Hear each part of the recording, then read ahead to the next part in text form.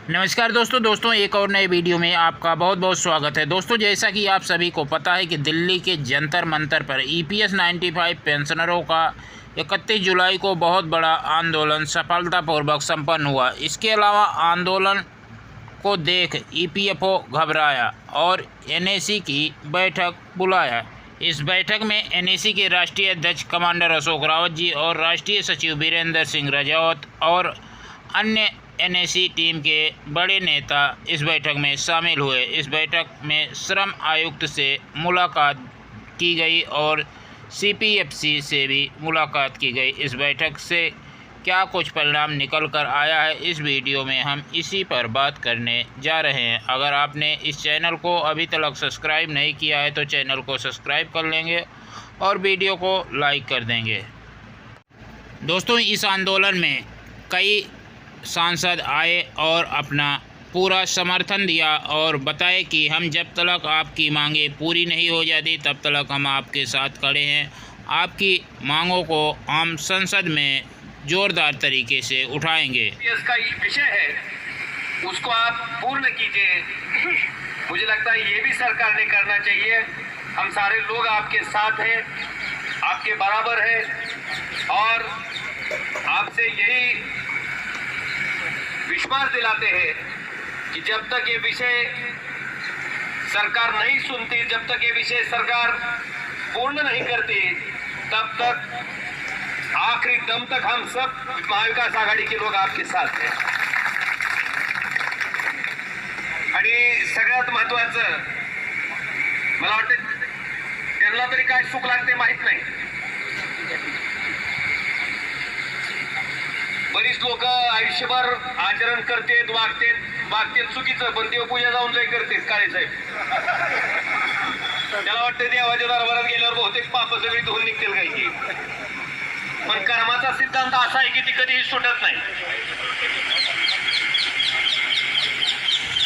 जो हम जन्म लेने के बाद यहाँ संसार में आते हैं और हम जो कर्म करते हैं उस कर्म के हिसाब से ही हमको फल मिलता है।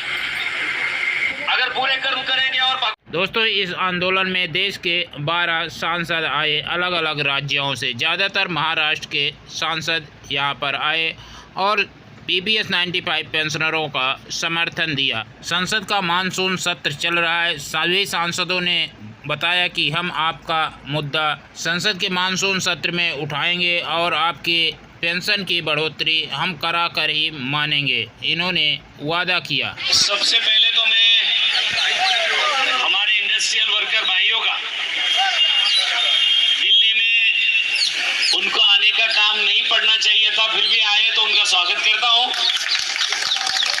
और EPS 95 जो हमारा संगठन है, ये संगठन के अंदर सरकार के पास हमारी जो पूंजी है उस पूंजी को वापस करने की बात, उसका इंटरेस्ट भी हमें वापस नहीं मिलता है, ऐसी बात हमारे एक भाई ने अभी कही। हमारे एरिया के जो बांबरडे महाराज हैं उन्होंने मुझे सुबह फोन किया था कि आप जंतर मंतर पे आइए और ये सरकार को कुछ मंत्र लगाइए तो कुछ काम हो जाए। तो मैं यहाँ आपके संगठन को समर्थन देने के लिए आया हूँ और जब तक कि आपको ये फैसला आपके हिस्से में नहीं होता तब तक मैं आपके साथ में हूँ। और एक आपका प्रतिनिधि होने के नाते मैं संसद के अंदर जो झुरावर होता है, शून्य प्रहार होता है, उसके अंदर ये बात जरूर मैं रखूंगा और सरकार से अवगत करूंगा।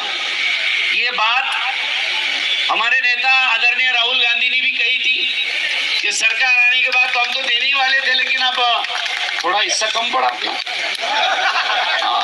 नहीं तो हमारा थोड़ा और काम लिफ्ट मिल जाती थी तो बिल्कुल ये अपने को जंतर मंतर का काम ही नहीं पड़ता था।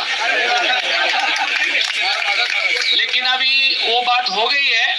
अभी मैं इतना ही कहूंगा कि आने वाले ये जो बजट सेशन चल रहा है, ये बजट सेशन के अंदर ये बात मैं जरूर रखूंगा लेकिन वो उसके बावजूद भी करे या ना करे, लेकिन ये जो डिपार्टमेंट है, जो मंत्री जी इसका काम देखते हैं, वो मंत्री जी को चिट्ठी जरूर लिखना पड़ेगी और आपका एक डेलीगेशन 5 लोगों का, जब कभी वो हमें टाइम दे, जब हम लोग उनको मिलने को भी जाएंगे और आपकी जो डिमांड है, आपकी जो मांग है, वो हमारे अपने सरकार के पास रखेंगे। अभी चुनाव तक तो ये पार्टी का रहता है, लेकिन अब पार्टी चुनाव सब खत्म हो गए, अब ये सरकार अपना है, अपने देश चलाने के लिए उनको वहां बिठाया है। वो कस्टोडियन है, वो ट्रस्टी है, यहाँ के मालिक नहीं है, इसलिए उन्होंने वो ट्रस्ट के हिसाब से, कस्टोडियन के हिसाब से हमें न्याय देना चाहिए। ये बात मैं आपको फिर एक बार दोहराऊंगा। और सबसे अहम बात ऐसी है कि आप सब लोग यहाँ आए, और आज सेशन चालू होने की वजह से सुबह से हम लोग हाउस में एक बार गए पार्लियामेंट में, तो बाहर निकलना मुश्किल हो जाता है। दोपहर में जैसा ही मुझे लगा अब चांस लेना चाहिए छुट्टी मारने की, जब स्कूल में से भाग कर आते हैं ना वैसा, तो वैसा मैं वहां से भाग कर आया हूँ। हमारे महाराज भी आए थे अभी, छत्रपति शाहू महाराज, वो भी आके गए, मैं जो अभी मिले बाहर, तो मुझे पता नहीं था वो आने वाले ने, तो फिर उनके साथ में आता था। एनीवे, अभी फिर भी मैं आपको इतना ही कहूंगा कि हम आपके साथ में है, आपको समर्थन जताने के लिए मैं यहाँ आया हूँ।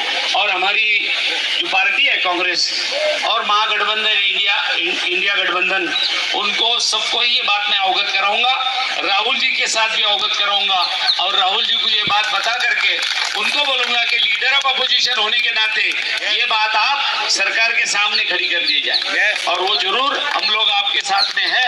इतना ही कहता हूँ। फिर एक बार ओम राजे, अभी क्या चाहिए? दूध में शक्कर, हमारे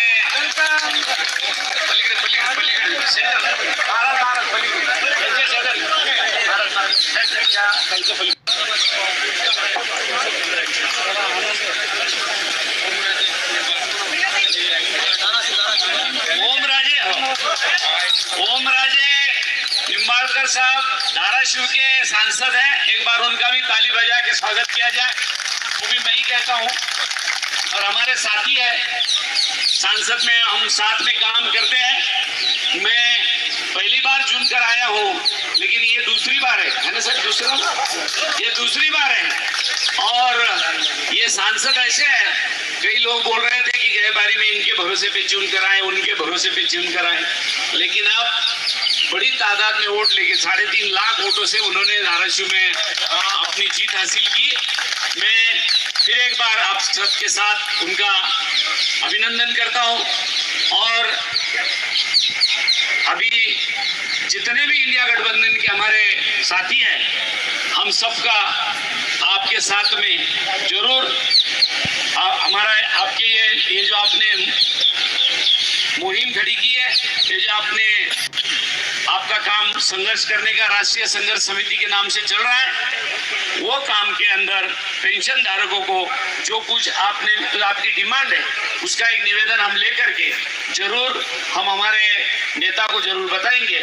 और कमांडर अशोक राउत जी, देखा, हाँ, कमांडर अशोक राउत साहब, आपको फिर एक बार भरोसा दिलाता हूँ, हम इंडिया गठबंधन तथा महाराष्ट्र की महाविकास आघाड़ी के जितने भी सांसद हैं, हम पूरी दिल और जान से आपके साथ में हैं। इतनी बात बताता हूँ और मेरे अल्फाज खत्म करता हूँ। धन्यवाद। जय हिंद, जय महाराष्ट्र। कमांडर अशोक रावत जी ने बताया कई राज्यों में चुनाव होने वाले हैं। चुनाव से पहले पेंशन धारकों की मांगें नहीं पूरी होती हैं तो चुनाव में बीजेपी सरकार को हार का सामना करना पड़ेगा। इलेक्शन से पहले नहीं होता है तो ये जो सरकार है जो हमें झांसे दे रही है, उसका एक एमएलए भी निश्चित के नहीं आने देंगे। और ये करने के लिए हम मुंह से ऐसा ही नहीं कह रहे हैं। महाराष्ट्र में आपकी संख्या तकरीबन वोटों की जो हमारे संगठन के आदेश पे चलेगी, उसकी संख्या है 1 करोड़, और उनकी सरकारें बनती है 1.25 करोड़ में। समझ रहे? तो ये सिंह साहब जो बोल रहे थे अदृश्य शक्ति, ये शक्ति, और ये निर्णय से आप सहमत है कि नहीं है? अगर हमारा काम नहीं हो रहा है, आपके हमारी दाल, हमारा चावल, जो खिचड़ी आप पका रहे हैं, उसमें से अगर हमें एक छोटा सा दाना नहीं मिलता है, आपका झूठा भी नहीं मिलता है, तो उस खिचड़ी में, उस सब्जी में ढेर सारा नमक डालने का काम हमारा है। बराबर है कि झूठ है? बराबर है क्या? अरे हमने बच्चे पैदा किए, पोते पोतियां, नाते नातियां पैदा की, और हम अभी इस उम्र में डरने वाले नहीं है। मरेंगे तो मरेंगे, सिर्फ भीख मांगते हुए नहीं मरेंगे, लड़के मरेंगे। मंजूर है? तो ये हमने कल प्रेस कॉन्फ्रेंस में कहा। जो लोग हमें कहते हैं कि आप बीजेपी के पीछे पीछे घूम रहे थे, हम घूम रहे थे, विश्वास के साथ घूम रहे थे। 10 साल वेट किया हमने, अभी होगा। प्रधानमंत्री जी ने कहा है अभी होगा, अब नहीं होगा तो नहीं होगा, लेकिन जो हमारा हासिल होगा उससे बुरा तुम्हारा हासिल होगा। ये हमने स्पष्ट किया है कल के प्रेस कॉन्फ्रेंस। जहां रोज 200 लोग मर रहे हैं, तो आपको बाकी रेवड़ियां बांटने के लिए दोस्तों, इस बैठक की एडिशनल CPFC के साथ जो बैठक हुई, इसकी कोई अभी रिपोर्ट NAC की तरफ से नहीं मिल पाई। जैसे ही मिल जाएगी हम आपको इसका अपडेट दे देंगे। दोस्तों, ये वीडियो यदि पसंद आए तो वीडियो को लाइक करेंगे। इस चैनल पर नए हैं तो चैनल को सब्सक्राइब कर लेंगे। मिलते हैं नेक्स्ट वीडियो में, के लिए धन्यवाद। जय हिंद, जय भारत।